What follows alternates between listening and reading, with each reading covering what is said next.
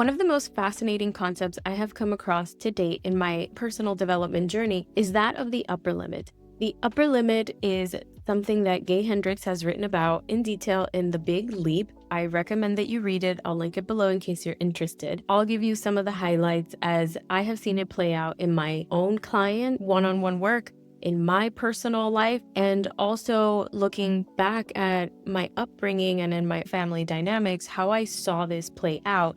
And now that I understand it more deeply, I can see that the upper limit was at play in those situations.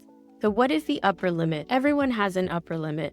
Essentially, the capacity that we each have for how much love, joy, abundance, success, wealth we will allow in before we repel it and sabotage it. How I have seen this play out in my life, clients, and as I was growing up is in money. I know that you'll relate to this and hopefully you'll see those patterns too. When you think about money, can you think of a time or patterns in your life when you reached a specific achievement around money and had a specific amount of money in your bank account that you had never seen before? Somehow you felt uncomfortable having that amount of money in your bank and you didn't know what to do with it. Maybe you saw $10,000 in your bank account for the first time. You had never come across that kind of money before, sitting in your bank account with nothing to do with it. And you think to yourself, well, I don't know what to do. I feel like I should spend it. What should I buy? And then before you know it, in a blink of an eye, it's all gone. And you're down to your last maybe $2,000. And $2,000 in your bank account is what you are most comfortable seeing on a day-to-day basis. That's what you normally see in your account.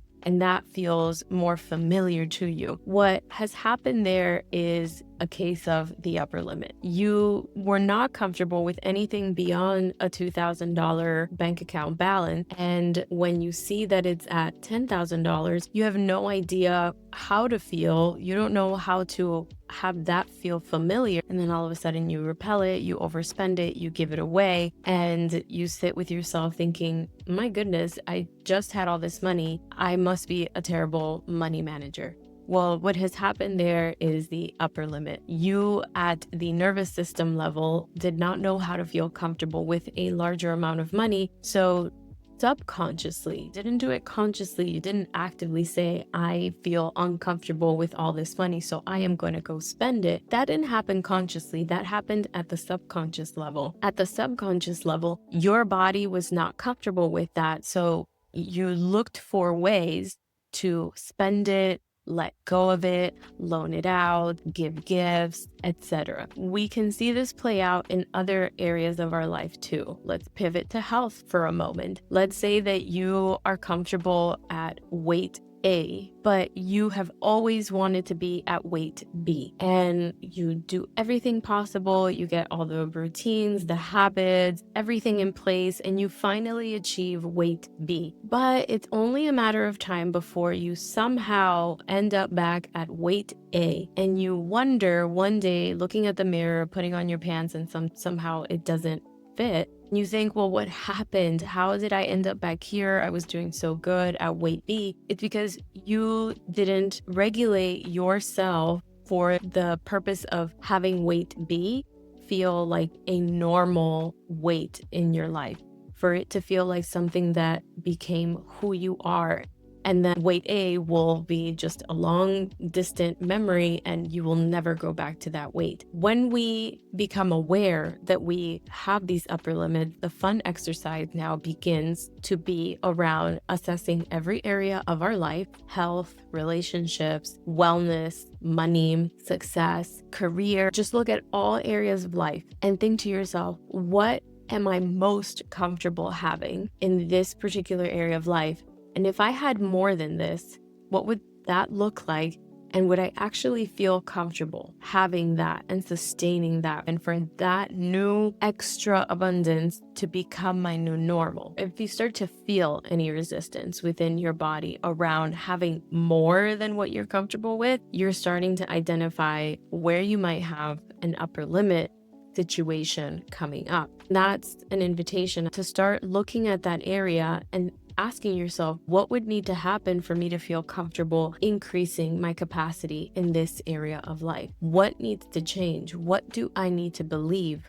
Who do I need to become? Because if your ultimate goal in any area of life is to experience the full breadth of it, full success in every area of life, your fittest body, your most lofty bank account, create generational wealth, the most beautiful love relationship, the most intimate friendships in your life, the most successful career where you are recognized, acknowledged, and revered for your talents. What would need to happen for you to feel comfortable for all of those things to be in their most expanded states? I would love to invite you to pause and reflect on some of these questions.